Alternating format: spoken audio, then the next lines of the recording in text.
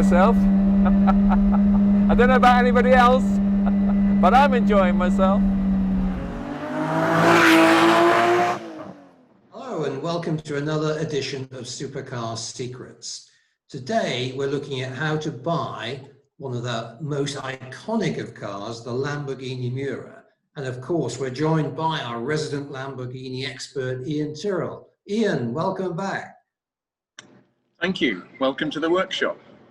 Yeah, it's great to see that some of the exotica behind you there. Now, obviously, we're going to focus in this program on the Miura, and there's a beautiful one just over your shoulder there. Incredible though it may seem, originally I believe that the Miura design work started out as a kind of a skunkworks evening and weekend job because Mr. Lamborghini did not necessarily approve. Is that really true? Well, it's actually even further than that. Mr. Lamborghini didn't know. So three of his young geniuses, I will use that word, that were around him, Gianpaolo Dallara, Bob Wallace and Paolo Stanzani, were all burning the midnight oil, unbeknown to Ferruccio Lamborghini, in his factory. He set the company up to make road cars, and they had other ideas. They wanted initially to go racing. And Ferruccio Lamborghini, fortunately, was sensible enough to know, as Clint Eastwood said in I think it was Magnum Force, a man's not got to know his limitations. And Ferruccio did, and he didn't let his imagination and his resources run away with him. So he never went down the racing car route. These three guys had other ideas. They stayed behind, came up with something that was on its way to being a racing car, and then eventually showed it to Ferruccio. And he was, being an entrepreneur and very comfortable in his own skin as he was delighted with their initiative. So he said, well, I'll tell you what, let's not, we don't want to go racing, but why don't we do this as some sort of radical mid-engine car, road car? Wow, because I think obviously, we all know how beautiful the car looks now, but what surprised me was that even when they just showed the rolling chassis at the 1965 Turin show, it caused a massive reaction. Why was that? Well, because it was unusual. They weren't, up till that point, Lamborghini had made sort of relatively conservative Gran Turismo cars, which is what Ferruccio set out to do. He had a Jaguar E-Type, one of the first E-Types, and he actually is quoted as saying, why, who needs a V12 and Jaguar build this? He was so impressed with the E-Type. And of course he had a Ferrari 250 GT. It was a bit, I think it was a shock to him, but it was also a shock to the public that Lamborghini themselves should come up with something so radical. Okay, and then of course it got Gandini's body on. It was officially launched at Geneva the following year, and the rest, as they say, is history. But how did the car kind of evolve across from that original version to the one that we see behind us there? Well, there are three generations of Miura. There's the P400, the P400S, and the P400 SV. And generally speaking, the later they are, the more valuable they are. So the P400 was the original show car that was very hastily put into production because all the world's glitterati suddenly wanted one when they'd seen it in 1966. Lamborghini were forced to put this car into production because they had such an amazing opportunity to turn this into a great sales car for them, and obviously a great brand halo effect car as well for the other models. So they rushed it into production, really, dare I say it, before it was ready. And the chassis was too thin, for example, on the early cars. If you jacked them up in the wrong way, the whole body would flex and not flex back again. But they started getting it right at various stages during production. And the P400 was, as I say, there were a few compromises built into it. The S became rather more developed, but the car that's behind me, the SV, the Miura really came of age. It was the first time Pirelli and Lamborghini had a fantastic working relationship. And the tyre technology, when the Miura first came out in '66, really wasn't that fantastic. The low profile was a figment of people's imagination, even in racing cars.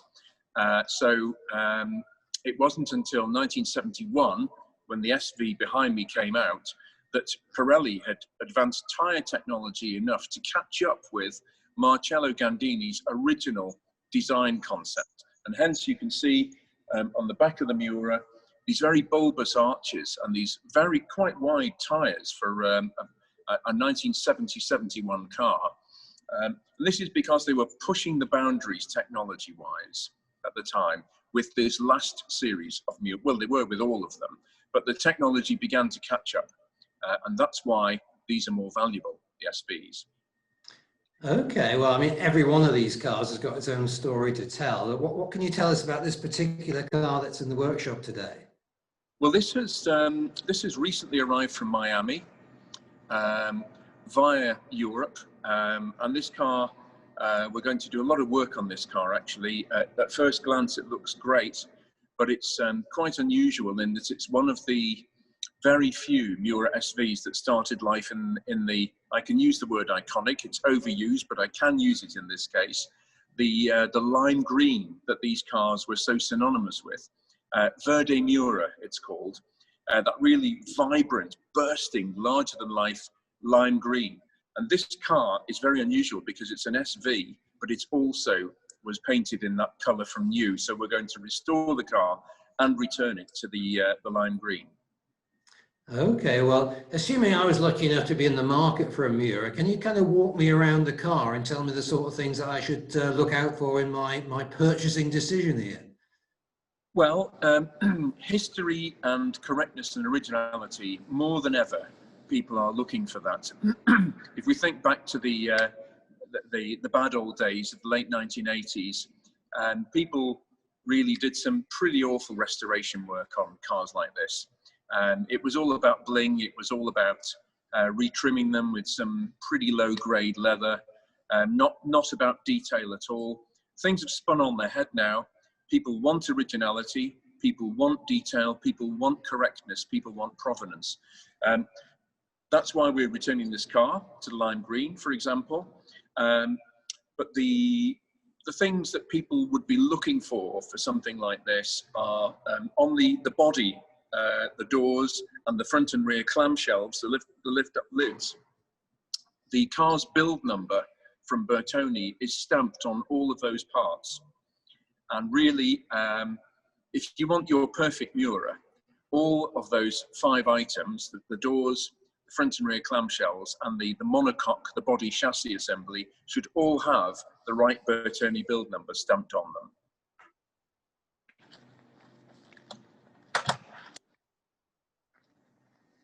So what I'm talking about is one of the most immediately accessible numbers is the Bertone build number,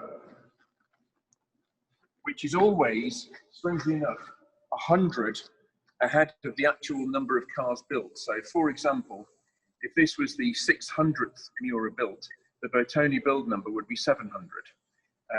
And I haven't met anybody. I'm sure I know somebody who could.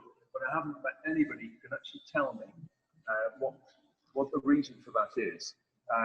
So the build number would normally be stamped on there. It's actually covered in paint on this car, but it will be under there, I'm sure, because this is a very, very genuine and original car.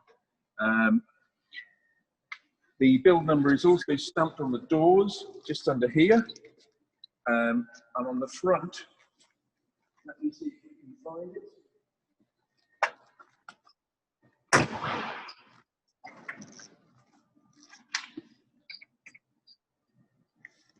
Yeah, there is a number there,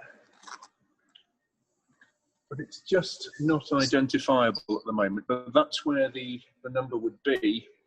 And also, if we're really lucky, and again, it's covered in paint here, the actual number on the body is stamped there, right in front of the windscreen in the middle. Okay, so tell me, obviously the colour's a key part of what you're going to do to this car, but As you look at it there today, are there any other things that jump out at you as details you perhaps want to change to restore its original provenance? Yes, there are some immediately obvious ones. These bars here, this is the anti-roll bar. These are reinforcing bars for the rear chassis. The Americans love their chrome. Bless them. Chrome's great, but in the right place on the right car. And these shouldn't be chromed, actually. They've even chromed the bolts and the nuts. So we're going to take all the chrome off. These should be black, actually. Satin black finish, the same as the chassis. And there's nothing to stop them being lovely and smooth and beautiful and shiny in their own satin way, but they certainly shouldn't be chrome plated like that. So, as I say, the Americans do like adding value with chrome, but we're just going to ratchet that back and make the car back to factory original in terms of finishes and things like that. And what about mechanically? Have you had a chance to assess the mechanical condition of the car? We haven't. This car's only just arrived. It starts and runs, and I'm going to let you hear it before we finish the video. But no, we haven't done a full assessment of this car yet. The weather's been too bad. It's been pouring with rain every day, so I can't take it for a road test. Oh, how terrible! How terrible! Let's assume I'm up for buying it. I've got my checkbook out. You know, what am I going to have to pay for? You mentioned that the more recent models like this one are the most valuable. So let's work our way back. What would I have to pay for something like this one here? Okay, the most valuable Miuras of the lot are the SVJ, which was one of these, which were sort of a modified Jota replicas, they're called, to keep it simple. But and they are all individually priced, five or six, depending on who you speak to, SVJs, and whether you consider production cars production or not. But really, for an SV, in pounds, you won't find an SV for under 2 million now. If it's a properly restored car with really good provenance, if it's done by one of the proper people, because that's important as well. This car, when it's finished, I would say is probably going to be worth £2.25 million, something like that, maybe a bit more. The S, the next model down, which doesn't have these bulbous wheel arches. This is the main difference between the S and the SV. As I say, this is how Gandini originally envisaged the car to be right from the word go, with these wide tyres. These aren't the right tyres, actually, they're Michelin's. Should be on Pirellis. But this is what he envisaged, and this is why the SVs are the most sought after. They're the meanest to look at, they're the meanest to drive, they're closest to the original vision. But the S, with its slightly narrower rear tyres and less bulbous rear wheel arches, in pounds, 1 to 1.25 million. And the P400, the original model, you're talking round about 750, 800,000 pounds, something of that order of magnitude. And you have to be very careful how you jack that car up, or your 800,000 could be substantially reduced. Yeah, exactly. Yes, they are very delicate. In fact, if we walk over here, this is a Miura S. Here's one we sort of halfway through earlier.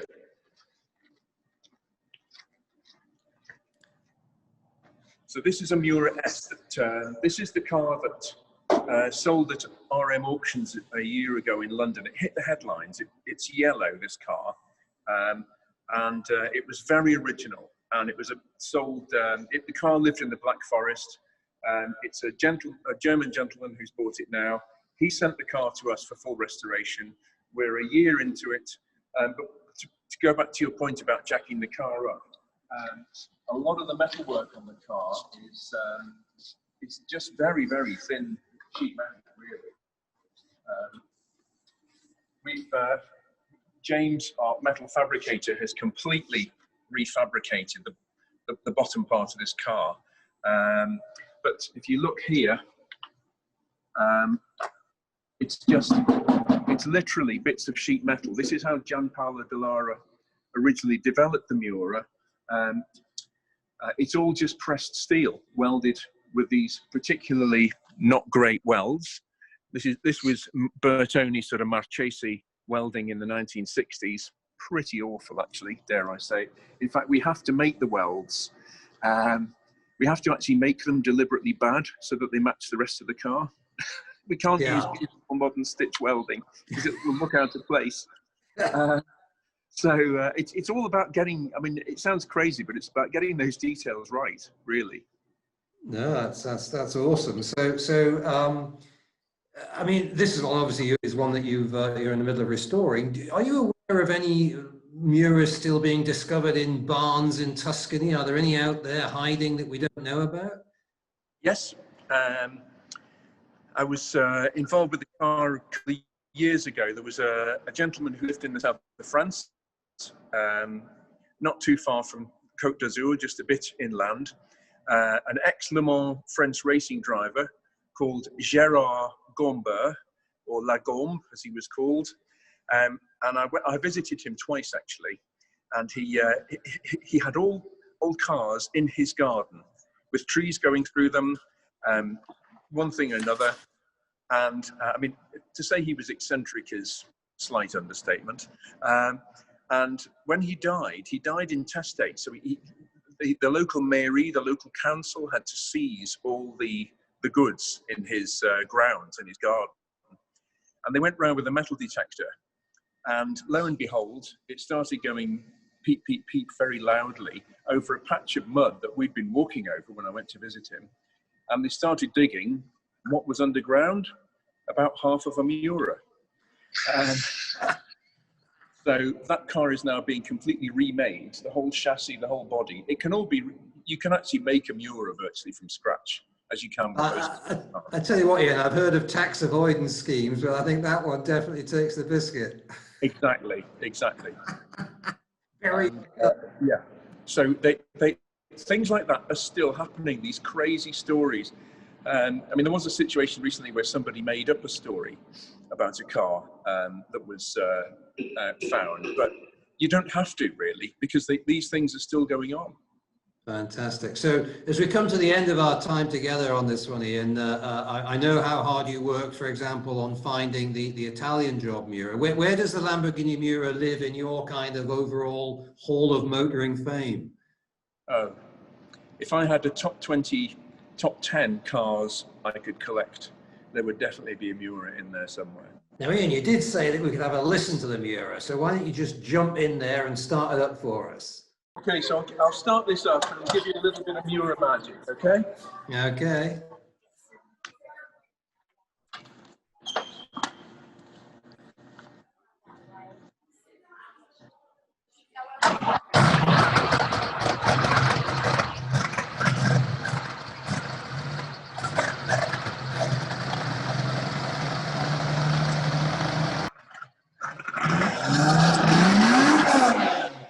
Well, thanks for sharing that with us today, and hopefully we'll be back together again soon for another episode of Supercar Secrets. Thank you. Cheers.